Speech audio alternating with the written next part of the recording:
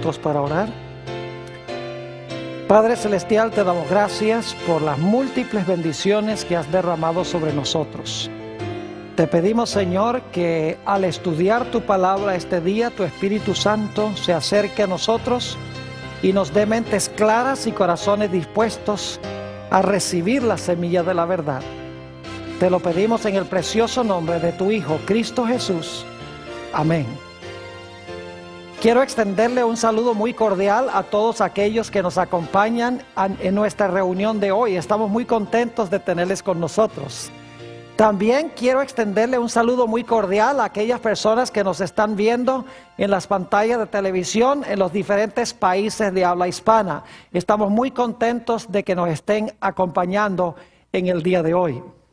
El título de nuestro tema de hoy es La generación de Enoc. Y quiero comenzar describiendo cómo será el grupo de personas que vivirán en este mundo inmediatamente antes de la segunda venida de Jesús. Quiero que noten que los que vivirán en este planeta tendrán tres características básicas. Quiero leer en primer lugar Apocalipsis el capítulo 12 y el versículo 17. Allí hallamos dos de las tres características. Dice allí en Apocalipsis 12 y el versículo 17 lo siguiente: Entonces el dragón se llenó de ira contra la mujer y se fue a hacer guerra contra el resto de la descendencia de ella, los que guardan los mandamientos de Dios y tienen el testimonio de Jesucristo. Notamos aquí que el dragón va a estar airado con el pueblo de Dios, con el remanente final. Y en realidad tienen dos características principales. Dice en la última parte del versículo que guardan los mandamientos de Dios y en segundo lugar tienen el testimonio de Jesucristo. Ahora, yo creo que no tenemos problemas con lo que significa la expresión los mandamientos de Dios. Son los 10 mandamientos de Dios. Pero ¿qué significa el testimonio de Jesucristo? Vamos en nuestras Biblias a Apocalipsis, el capítulo 19 y el versículo 10. Apocalipsis 19 y el versículo 10, donde hallamos una explicación de lo que es el testimonio de Jesucristo. Dice allí, está hablando Juan: yo me postré a sus pies para adorarle. Es decir, se le aparece un ángel y Juan siente el impulso de adorarlo. Y él me dijo: mira, no lo hagas. Yo soy consiervo tuyo y de tus hermanos que tienen el testimonio de Jesús.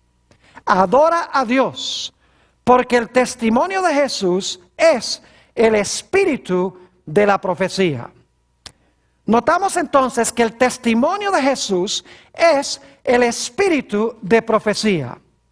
Y la razón por la cual se llama espíritu de profecía es porque el don de profecía es uno de los dones que imparte el Espíritu Santo.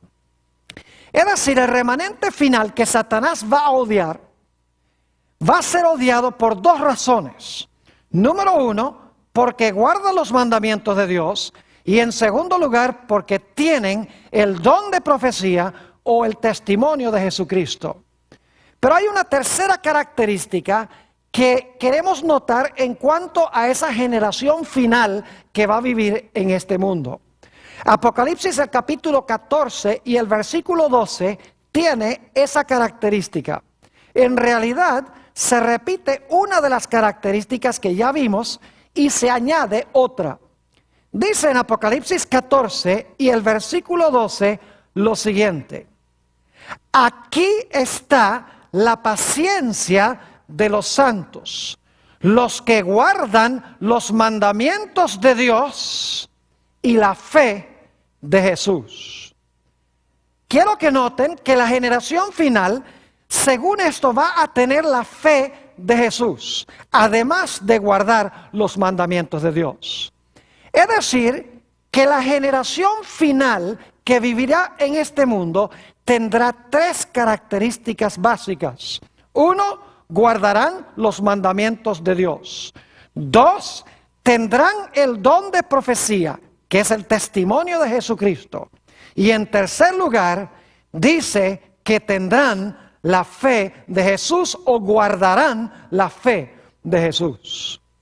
Ahora, a fin de entender esta generación final, necesitamos regresar a los días antes del diluvio, porque vamos a encontrar que la generación antes del diluvio ilustra la generación que existirá al final de la historia.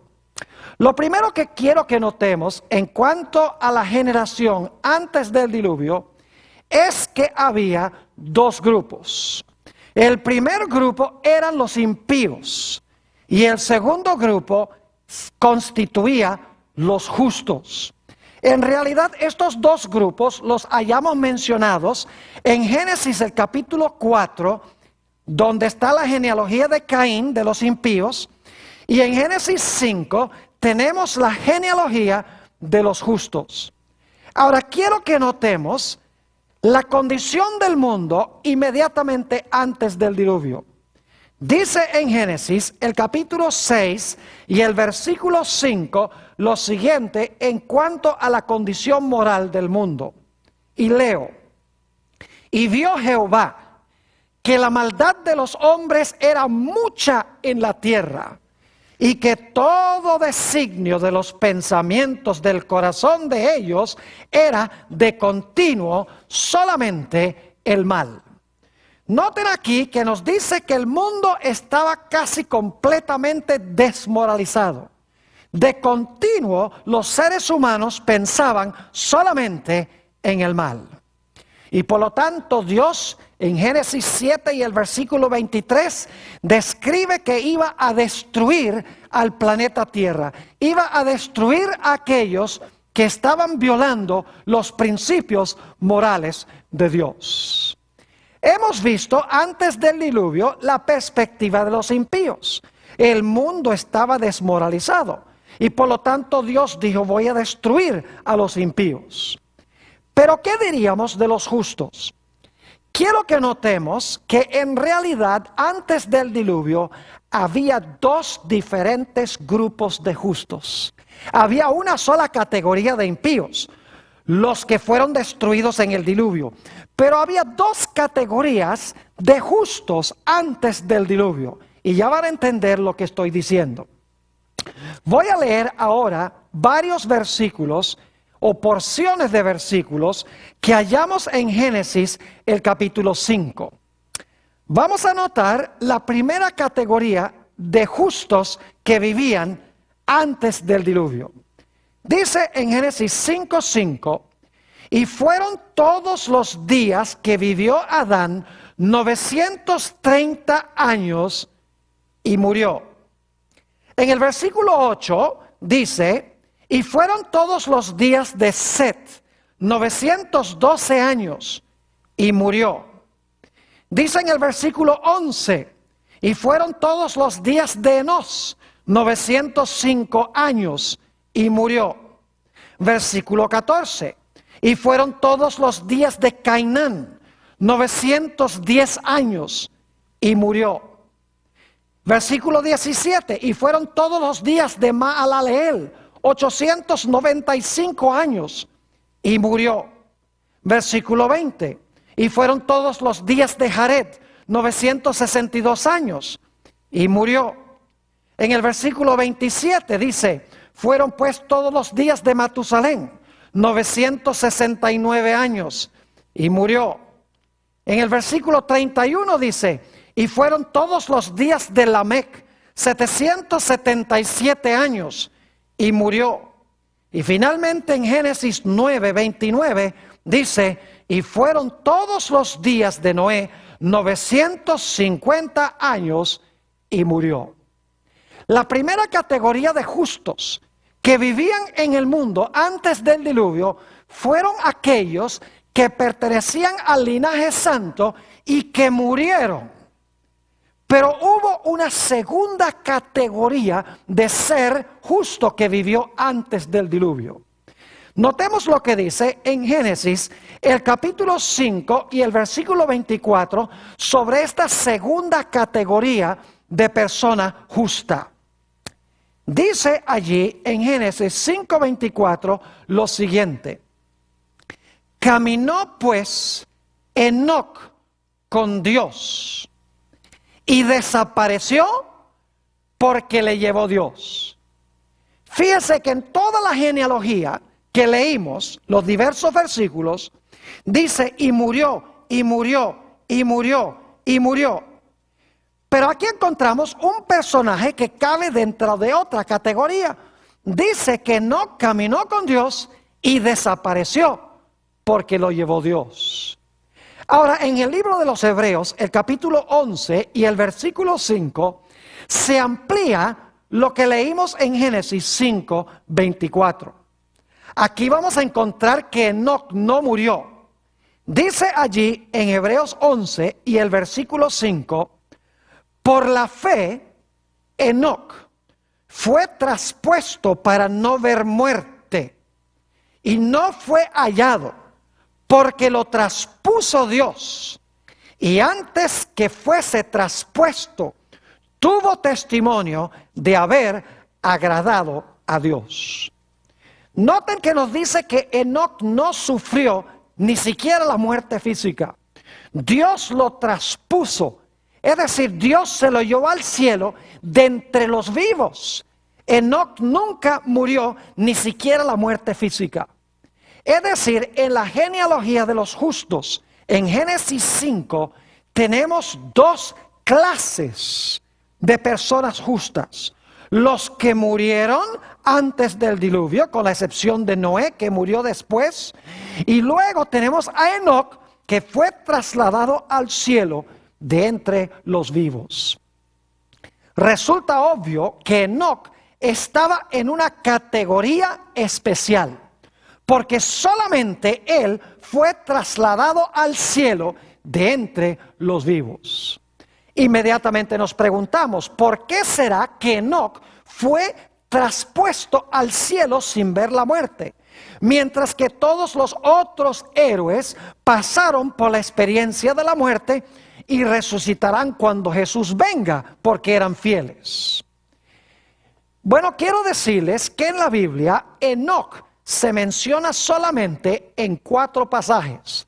Así que si vamos a descubrir por qué Enoc estaba en una categoría especial y por qué Dios lo traspuso al cielo, vamos a tener que descubrir la razón en estos 2 pasajes.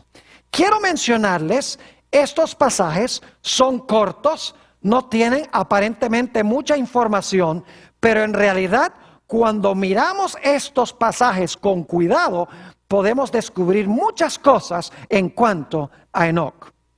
El primer pasaje es el que acabamos de leer, Génesis 5 y el versículo 21 al 24, a donde se nos dice que Dios llevó a Enoc porque Enoc caminó con él.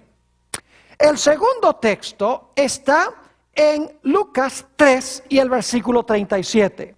No se dice mucho aquí en cuanto a Enoc, sencillamente se menciona en la genealogía de Jesús. El tercer texto donde se menciona a Enoc es en Hebreos, el capítulo 11 y el versículo 5, donde acabamos de leer, de que Dios lo traspuso, que no vio la muerte y que antes de que Dios lo traspusiera, agradó a Dios. El último pasaje a donde se menciona Enoc es en el libro de Judas, ese librito que se encuentra inmediatamente antes de Apocalipsis, los versículos 14 y 15 de Judas. Pareciera que la Biblia no tiene mucho que decir de Enoc. Imagínense, solamente 4 lugares en la Biblia: Génesis 5, 21 al 24, Lucas 3, 37, Hebreos 11, 5 y Judas 14 y 15. Pero no nos engañemos. A pesar de que se menciona en pocos versículos, cuando examinamos con cuidado lo que dicen estos versículos, descubrimos muchas cosas en cuanto a Enoc y sabemos por qué razón es que Dios lo traspuso de entre los vivos cuando todos los demás pasaron por la experiencia de la muerte. Al examinar estos pasajes, descubrimos 4 cosas claves en cuanto a Enoc. En primer lugar, vamos a encontrar que Enoc caminó con Dios. En segundo lugar, vamos a encontrar que dice que Enoc agradó a Dios. En tercer lugar, vamos a encontrar que Enoc tuvo fe en Dios. Y en cuarto lugar, vamos a encontrar que Enoc tenía el testimonio de Jesucristo o el don de profecía. Examinemos nuevamente los versículos claves que nos demuestran estas 4 características. El primer texto es Génesis 5 y el versículo 24, donde nos dice, primera característica, que Enoc caminó con Dios. Dice allí en Génesis 5:24 lo siguiente: caminó pues Enoc con Dios y desapareció porque le llevó Dios. Noten entonces que Enoc caminó con Dios. Segunda característica, Hebreos 11 y el versículo 5. Ya lo leímos, pero ahora quiero recalcar estas 4 características. Dice allí en Hebreos 11:5, por la fe Enoc fue traspuesto para no ver muerte y no fue hallado, porque lo traspuso Dios. Y ahora escuchen, y antes que fuese traspuesto, tuvo testimonio de haber agradado a Dios. Fíjense que la primera característica es que caminó con Dios. La segunda característica es que agradó a Dios. Notemos la tercera característica. Se halla en Hebreos, el capítulo 11 y el versículo 6. Acabamos de leer que Enoc agradó a Dios antes de ser traspuesto. Ahora noten lo que dice Hebreos 11:6.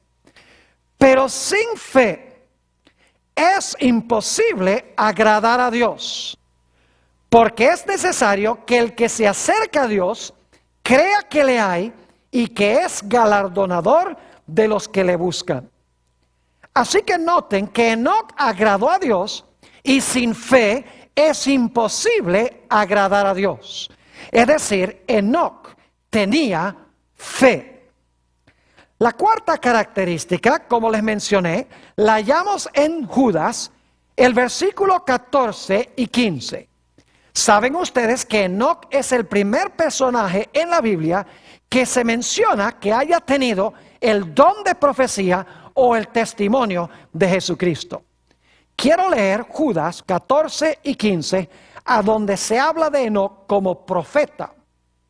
Dice allí, de estos también profetizó Enoc, séptimo desde Adán, diciendo, he aquí, vino el Señor con sus santas decenas de millares para hacer juicio contra todos y dejar convictos a todos los impíos de todas sus obras impías que han hecho impíamente y de todas las cosas duras que los pecadores impíos han hablado contra él.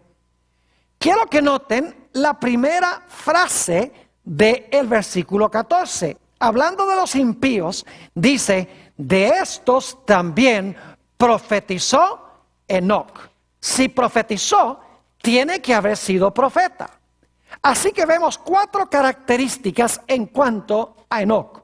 Número 1, caminó con Dios. Número 2, agradó a Dios. Número 3, tuvo fe en Dios. Y número 4, poseía el don de profecía, o lo que la Biblia llama el testimonio de Jesucristo.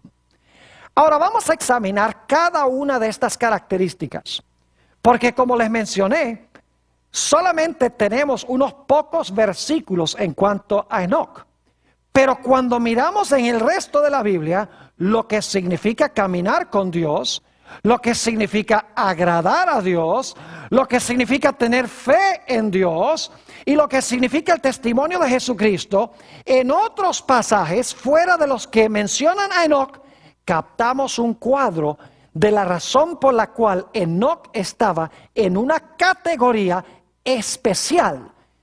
Y por esa categoría especial, por esas características especiales, Enoc fue trasladado de entre los vivos, mientras que todos los demás pasaron por la experiencia de la muerte. Preguntémonos entonces, en primer lugar, ¿qué significa caminar con Dios? La característica primera de Enoc. ¿Qué significa caminar con Dios? Vamos a buscar en nuestras Biblias el libro de Amós, el capítulo 3 y el versículo 3. Vamos a examinar versículos de la Biblia que hablan sobre lo que significa caminar con Dios. Así vamos a ampliar el sentido en que Enoc caminó con Dios.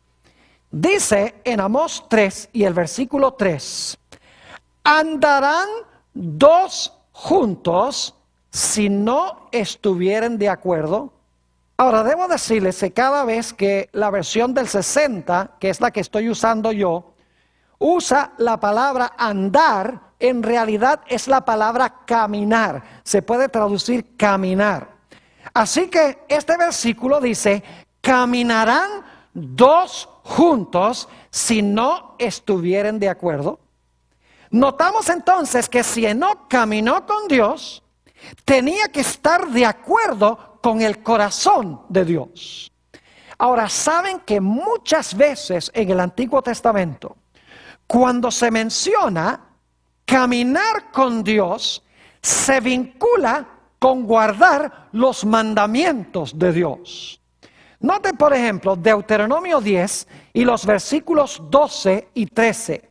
Deuteronomio 10 y los versículos 12 y 13. Quiero que noten las diferentes palabras que se conectan o se vinculan, que tienen que ver con caminar con Dios. Dice allí: ahora pues, Israel, ¿qué pide Jehová de ti? Sino que temas a Jehová tu Dios, que andes en todos sus caminos. Se podría traducir, aunque es redundante, que camines en todos sus caminos, y que lo ames y sirvas a Jehová tu Dios con todo tu corazón y con toda tu alma. Y ahora escuchen: que guardes los mandamientos de Jehová y sus estatutos que yo te prescribo hoy, para que tengas prosperidad.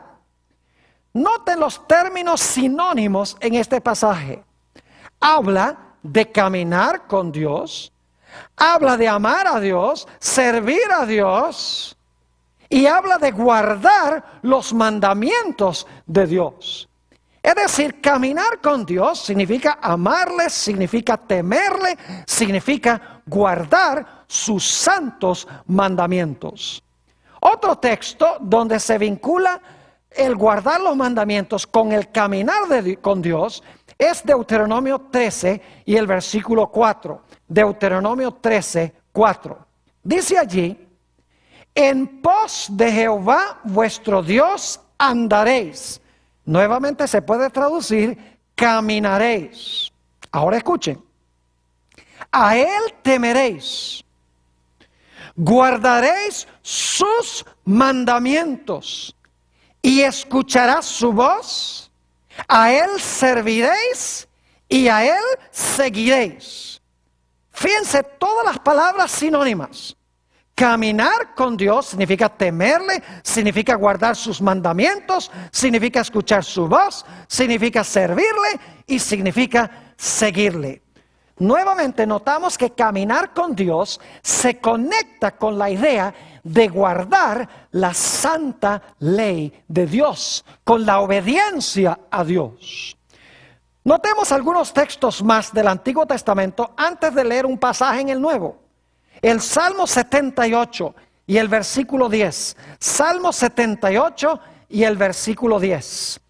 Está hablando aquí del pueblo de Israel, de la rebelión del pueblo de Israel.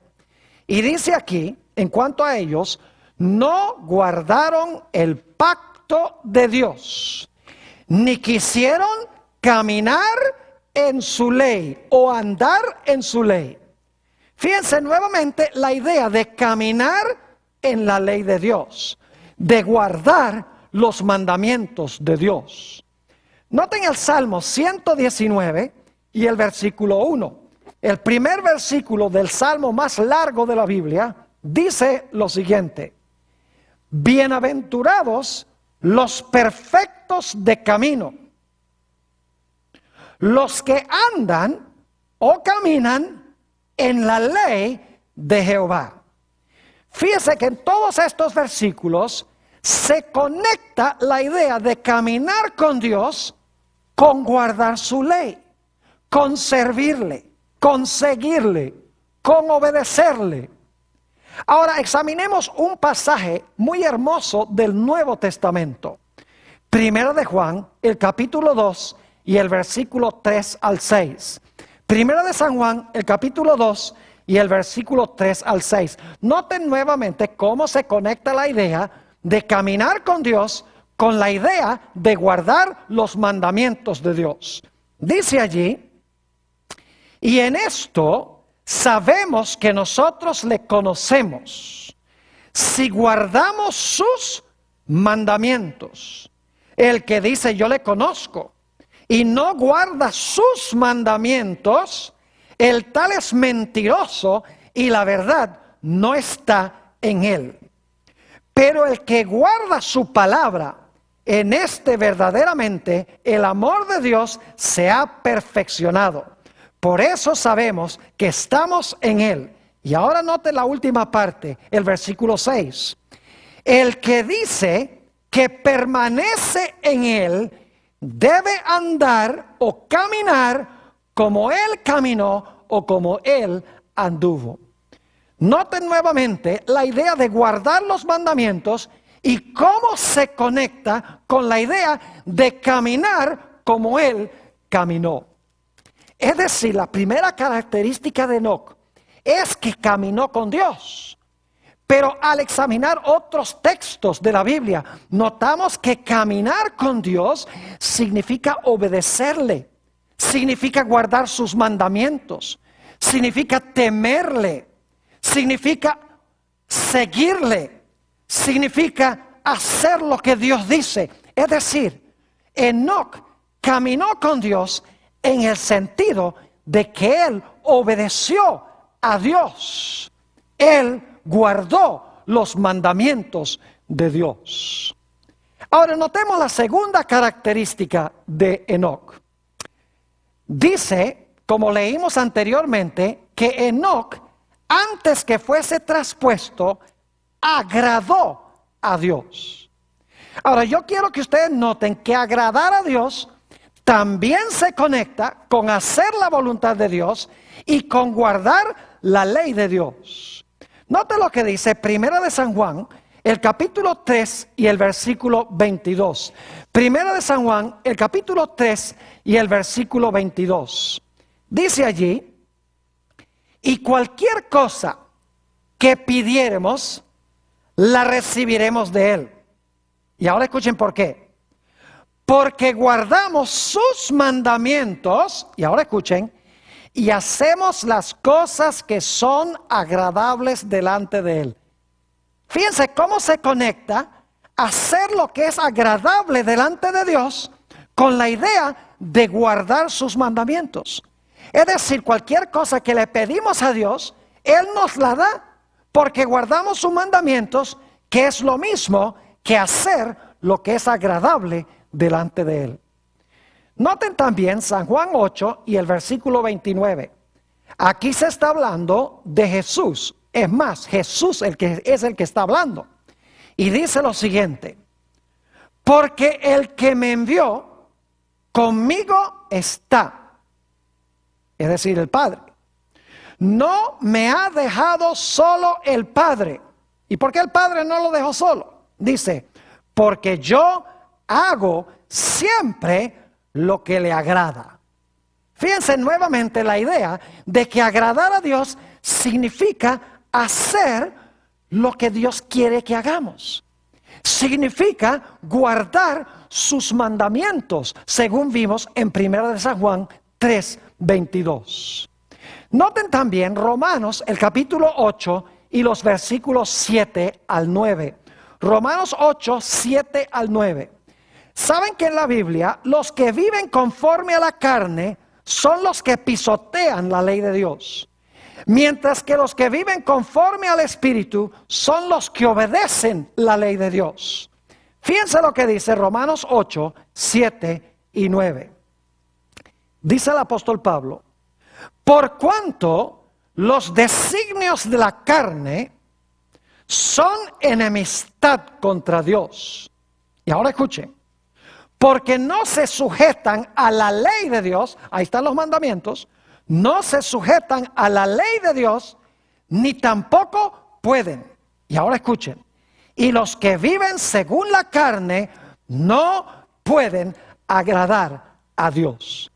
Es decir, los que viven conforme a la carne no se sujetan a la ley de Dios y por lo tanto no pueden agradar a Dios. ¿Saben ustedes que el apóstol Pablo nos describe las obras de la carne en el libro de Gálatas, el capítulo 5?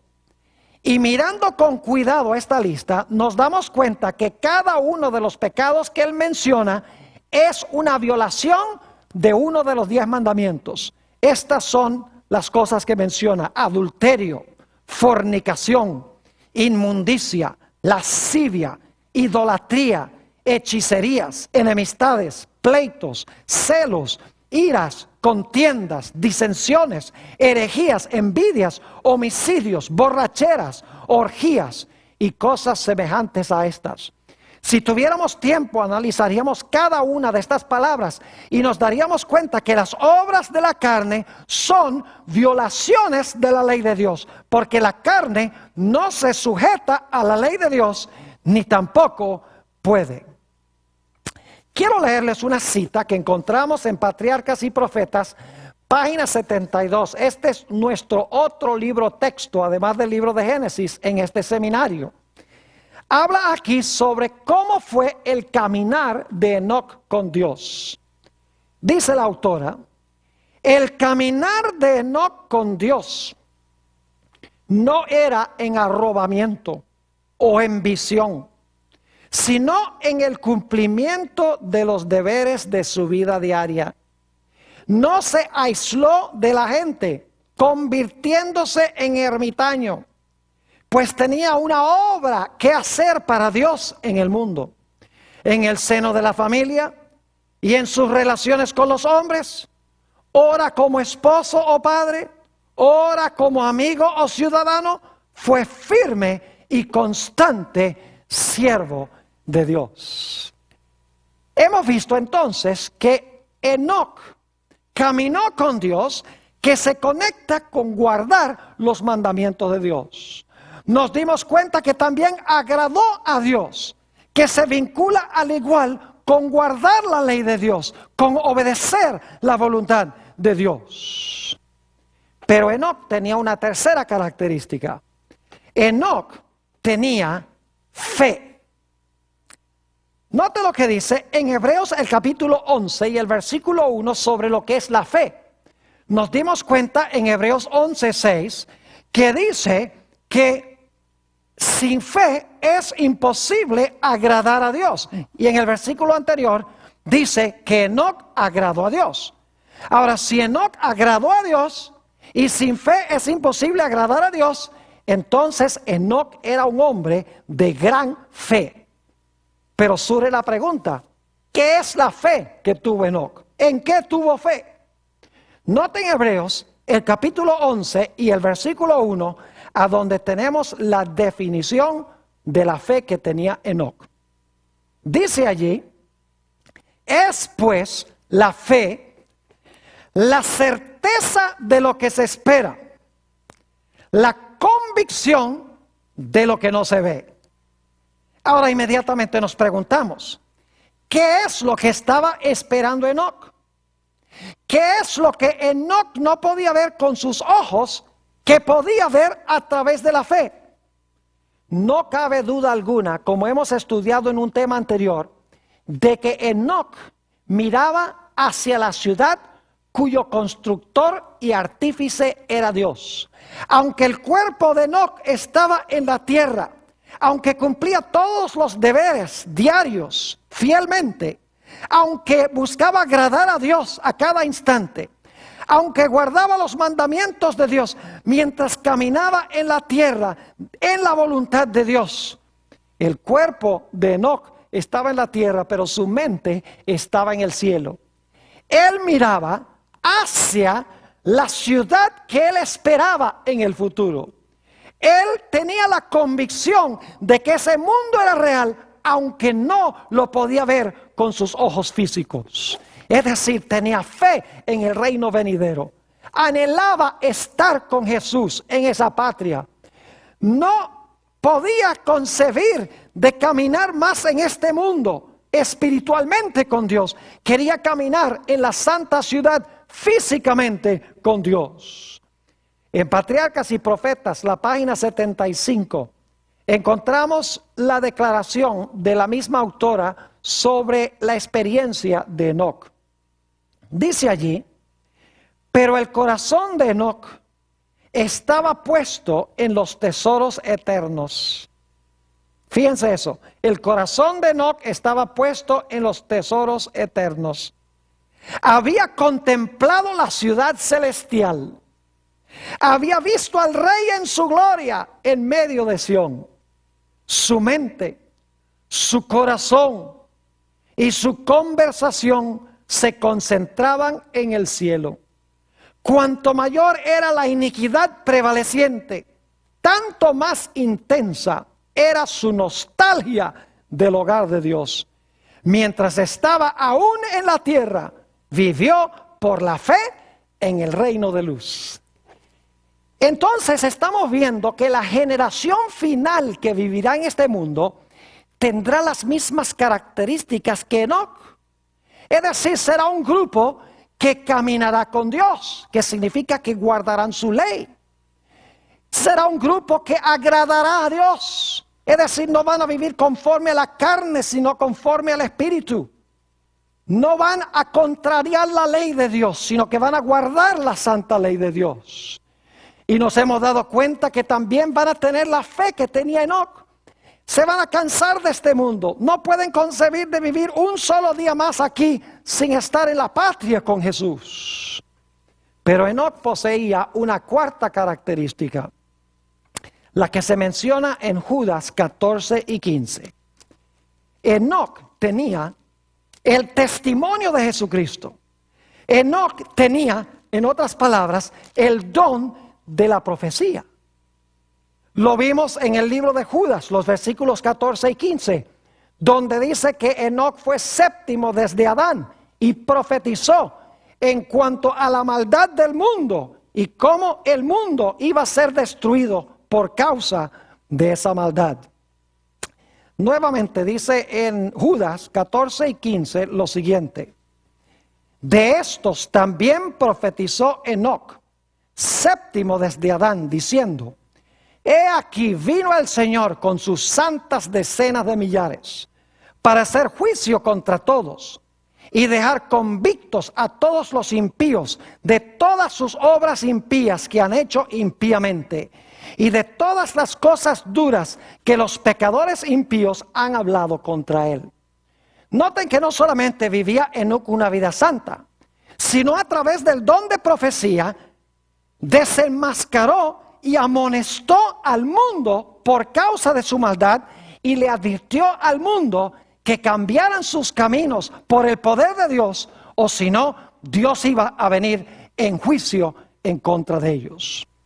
En el libro Patriarcas y Profetas, la página 73, encontramos esta declaración en cuanto al don profético que tenía Enoc. Dice: por medio de santos ángeles, Dios reveló a Enoc su propósito de destruir al mundo mediante un diluvio. Y también le hizo más manifiesto el plan de la redención. mediante el espíritu de profecía, lo llevó a través de las generaciones que vivirían después del diluvio y le mostró los grandes eventos relacionados con la segunda venida de Cristo y el fin del mundo. Es decir, Enoc caminó con Dios. Enoc agradó a Dios. Enoc tenía fe en Dios. Enoc tenía el don de profecía. Su vida santa desenmascaraba el pecado de la civilización de aquella época. Y bajo inspiración del espíritu de profecía, habló en contra del pecado y llamó al mundo a arrepentirse. En la misma página 75 de Patriarcas y Profetas encontramos esta declaración: bienaventurados los de limpio corazón, porque ellos verán a Dios. Durante 300 años, Enoc buscó la pureza del alma para estar en armonía con el cielo. Durante 3 siglos caminó con Dios. Día tras día anheló una unión más íntima. Esa comunión se hizo más y más estrecha hasta que Dios lo llevó consigo. Había llegado al umbral del mundo eterno, a un paso de la tierra de los bienaventurados. Se le abrieron los portales y, continuando su caminar con Dios, tanto tiempo proseguido en la tierra, entró por las puertas de la santa ciudad. Fue el primero de los hombres que llegó allí. Ahora, hemos hablado sobre Enoc. Ahora quiero dedicar los minutos que nos quedan para hablar de la generación final que vivirá en este mundo.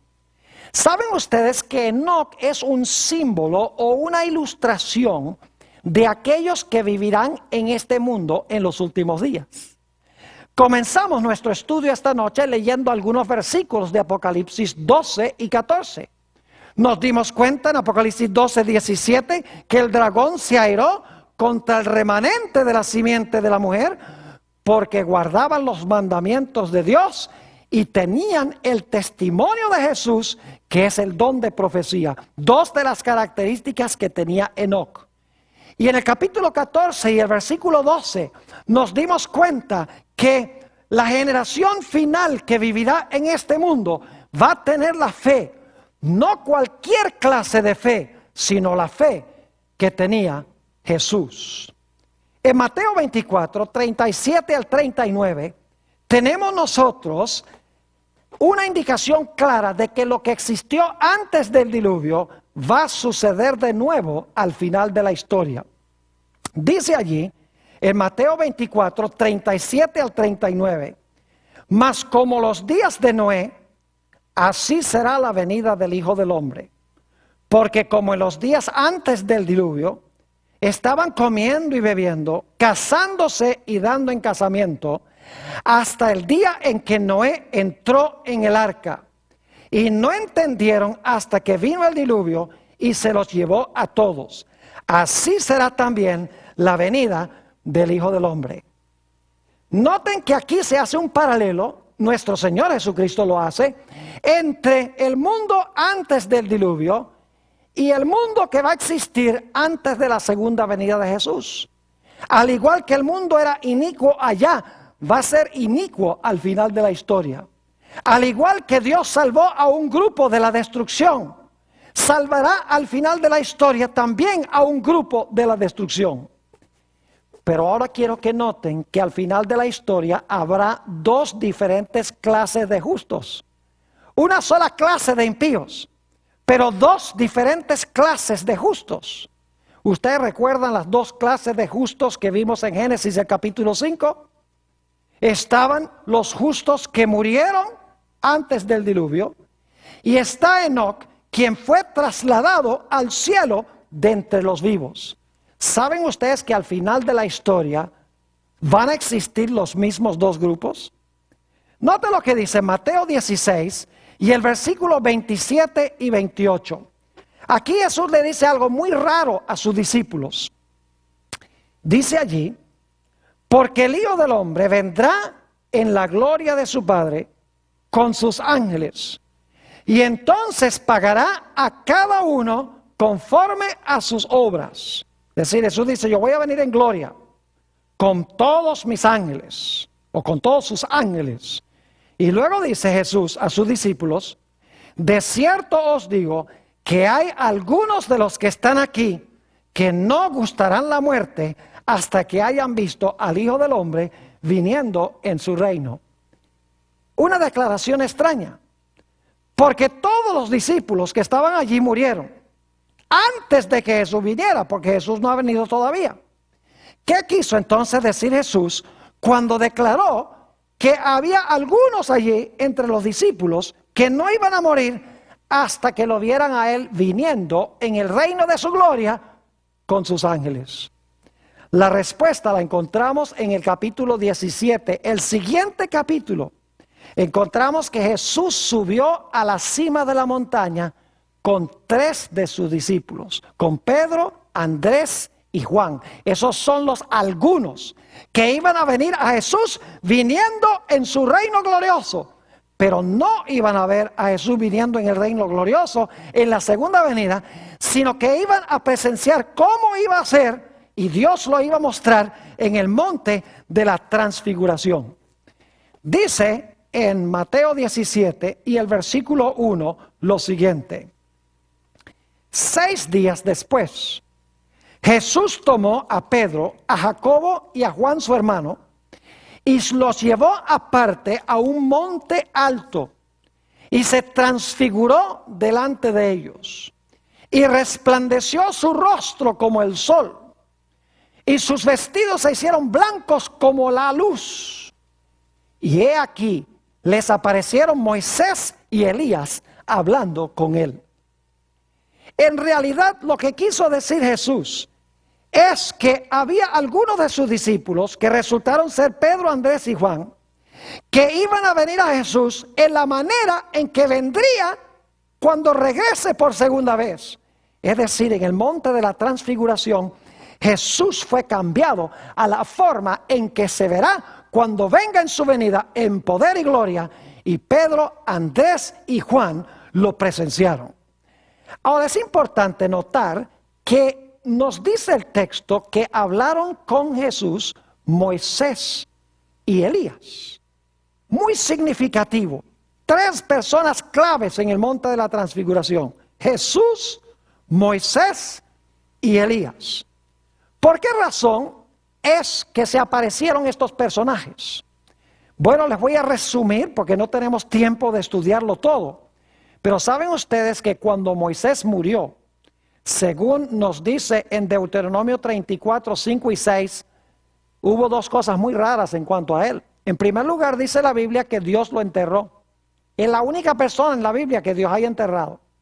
Y en segundo lugar dice que nadie sabía a dónde estaba su sepulcro hasta ese día. Eso es raro también porque los judíos marcaban las tumbas de sus héroes.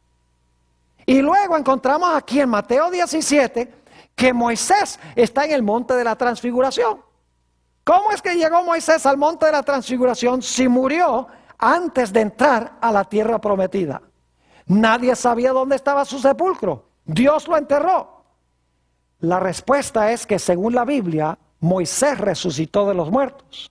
En Judas 9 nos dice que vino el arcángel Miguel a lidiar con el diablo sobre el cuerpo de Moisés.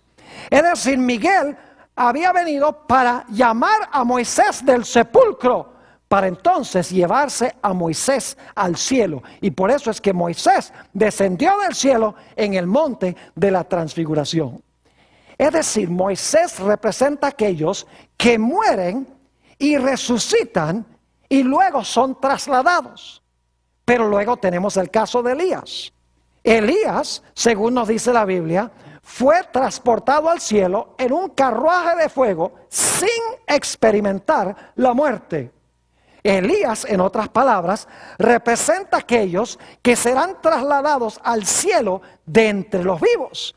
Es decir, no van a morir antes de que Jesús venga.